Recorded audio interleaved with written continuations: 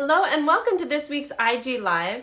As you all know, many of us here in the US are getting ready for the holidays, meaning Christmas and New Year's. Today we're going to be talking about a different holiday, but one that raises so many of the same issues. Hello. We are going to be talking about the beautiful new book that just came out this year, Ganesha Goes Green. And it raises the question that so many of us deal with, which is what do you do when you have and it needs some updating. So this is all about a young girl who does just that, and she shows a lot of not only creativity, but a lot of determination in making that change happen. Hello. Hello. How are you? Hey. Hold on. Hey, I'm good. How are you? Good.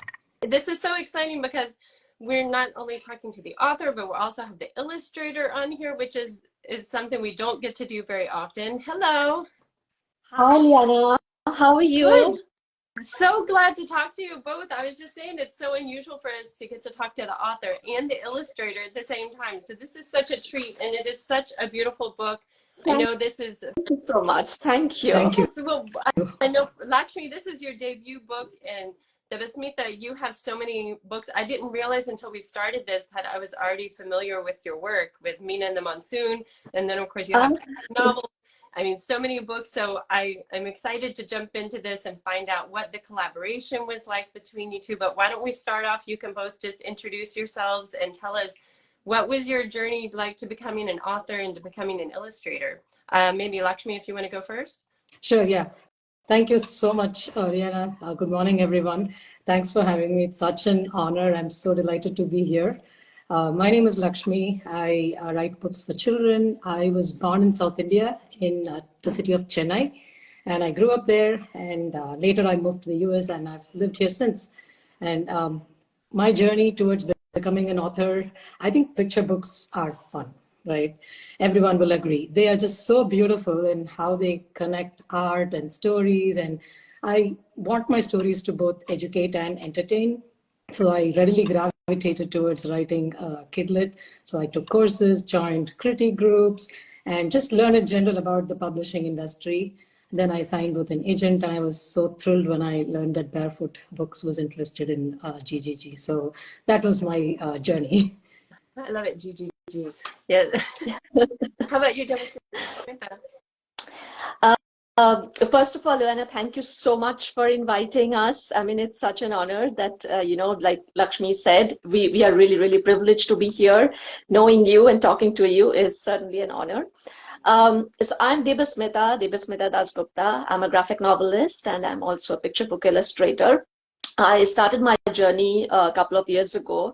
I'm originally from Calcutta in India, and but after living in Calcutta, after growing up in Calcutta, I moved to Singapore, where I lived for almost 12 years. And now I live in the UK. So, I've been in different countries, but storytelling is something that has always stayed with me since I was a child. And I was always passionate about storytelling in different forms, especially visual storytelling. And that kind of stayed. And finally, I'm very happy that that's what I do on a daily basis. So I'm happy to be here. Thank you. Well, it's so wonderful to have both of you on here, and I'm excited to talk more about what the collaboration was like between the two of you, especially not only did you grow up in different parts of India, but now you're in different countries. But first, let's talk about the book itself. For those who haven't seen it, it is such a beautiful book, as I mentioned, about updating traditions and especially having such a strong female protagonist. But why don't you tell us a little bit more about the book and what was the inspiration behind it? Sure, yeah. Like we said, we both grew up in India, right? So growing up in India, I celebrated many festivals, and Ganesha Chaturthi was one of my favorites. And when I was a child, I would shop for the festival with my parents. So we would go to the local street markets, buy all those grass and cactus flower garlands. We would have, in my time, colorful paper umbrellas. Things have changed now, but leaf decorations and a lot of stuff. And it was, the market would just be so full of energy, and everyone would be gearing up for the festival. So just the spirit of the festival, the sounds, the colors, the scents, everything inspired like many scenes in the story. And I also remember huge Ganesha statues that would be installed on the sides of the roads. And at the end of the festival, they would be carried in huge processions to be immersed in the sea. Because I lived in a coastal city, after the festival, they would be immersed there. And later I learned about how those plaster statues created pollution. And that's what sparked that idea for Ganesha Goes Green. And I researched and found that there were eco-friendly statues. Right, so that I've been noodling with this idea of Ganesha Goes Green, a girl, and that went through many, many revisions, and it evolved into Ganesha Goes Green. And I think addressing pollution and climate change it needs collective action. I think the sooner kids are introduced to it and the sooner the next generation learns about it, the better they'll be prepared to take action. Yeah, so let's talk about that a little bit. Like you said, I mean, the book has such a strong environmental message, which is nothing new to you, Debasmita. I know you also work on a lot of illustrations that have cause-based. So why are books and art in general, why is that such a powerful way to get kids involved in these issues, whether you're talking about environmentalism or girls' rights? How is this helping kind of get that next generation involved? See, the most important thing for me is I've always realized that any change is a process, right? And when you're part of that process, no matter how much, how big or how less you're contributing to it, but that process itself is a journey, and that is where the major chunk of the work is. And most of the time, when you're going through this process, it's a difficult one. When you change is not an easy thing, and there are many obstacles. And that's especially, it's for kids, it's very difficult when you see so many obstacles in the way, and you feel like, oh, I'm going to give it up. I'm going to give it up. That's where I think art really helps. It really intervenes and makes that difference, because with the help of art, you can actually take that leap, and you can feel that, okay, you know what, it's not such a boring journey. It's also a lot of fun. We could also do a lot of things through it. Maybe we will learn something, maybe we will fail, we will succeed. That doesn't matter. But that enjoyment, that joy ride is what makes all the difference. And that's what I think art, helps in doing. Mm-hmm. I love that idea that the art can help inspire kids, because like you're right, and one of the real messages of the book is having that persistence and determination. Not only is the main character so creative in coming up with a solution, but then she has to overcome all of these obstacles, and really she's really very persistent, and a real problem solver.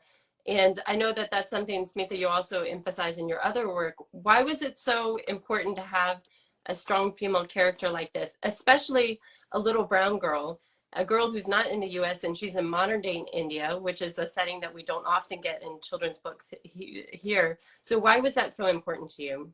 Well, the story was already written by Lakshmi, and that's where I feel really, really happy when I work on other stories, even though I also write my stories. But this is the joy part, when you get that manuscript which is written by somebody else, and then you do your part to make it better in terms of visuals, because picture books are always a collaborative work, right?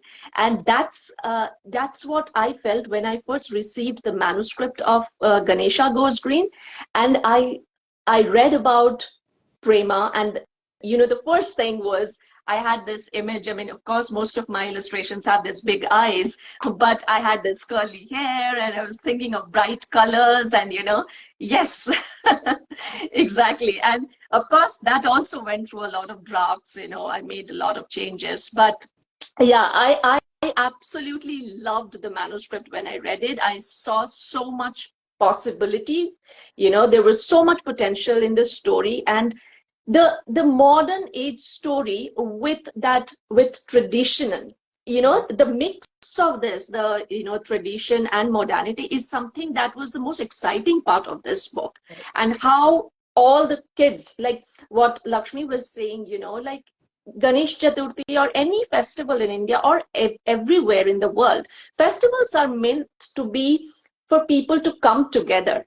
Mm. And that's what we tried to create through this book, that it's not just only for religious purposes. It was a collective action, and people from different ethnicities, religious backgrounds, socioeconomic backgrounds, they will come together and they will collectively do something. And that's what we tried to create through the book. I love that, and that comes through so beautifully. And to follow up, we're talking about the illustrations. I really encourage people to go to Debasmita, to your Instagram feed. It's so fun because I know you have at least one post where you take a spread from the book and you show it in all of the different stages, like from the very first pencil draft all the way up to the final. As someone who's not an artist, I'm just fascinated by that process. But speaking of process, I wonder, what was the collaboration like between the two of you? I know sometimes artists and illustrators don't really have much interaction at all. Did you have any interaction, or how did that work? Lakshmi, you want to go first? Sure, yeah. So our interaction was mostly through the editor, right? So I was involved in the entire process. So thanks to Smitha for that. She had a beautiful, the initial sketches were just great, and she had a beautiful vision for how to bring the book alive. It was just awesome. I really loved her color palette and totally enjoyed working with her. And like she mentioned, there were a lot of aspects of inclusion that were represented in the illustrations, right? Like kids from different religions coming together, kids of different abilities coming together. I even noticed that one of the characters was left-handed, like such a tiny, like thoughtful thing. So it was just beautiful how she thought about all of that. And yeah, I was very involved, and she had incorporated like a lot of fabric motifs from South India. And so all of the art was just really stunning. And like you mentioned, the action and the energy when the kids come together and work on, solutions, it was just so beautifully done. How about you, Smita? Yes, I mean, of course, there was, Barefoot Books, who was actually the bridge between the two of us. And we have never met. So it was all being done virtually. But when I read the script, what I realized was, apart from the color palette and the character sketches, there were a few things that immediately occurred to me. One was the motifs, the patterns. I'm usually very attracted towards motifs and patterns, and especially when the story is set somewhere in southern part of India, where there was, the kolam art. That's what ended up being part of the end papers. So I wanted to use all of those. And the other thing was the diversity of characters. So like I said, I mean, picture books is always, it's a collaborative process. And, there is no fun in just illustrating what is already written. There is more fun when you illustrate something that is not written, but it's in between the lines. And that's what is more interesting even for the reader, for the child, to find out that, okay, this was not, like in the story initially, they were just friends. And then we decided, let's make them diverse, let's have these details in those characters, like Mani's character. Nowhere we're actually saying who is Mani or what is his ability. But we see him participating in the process, and he is an equal stakeholder. So that's how we wanted to spread it out through the book, that, diversity and inclusion should be a very, very strong idea behind this book.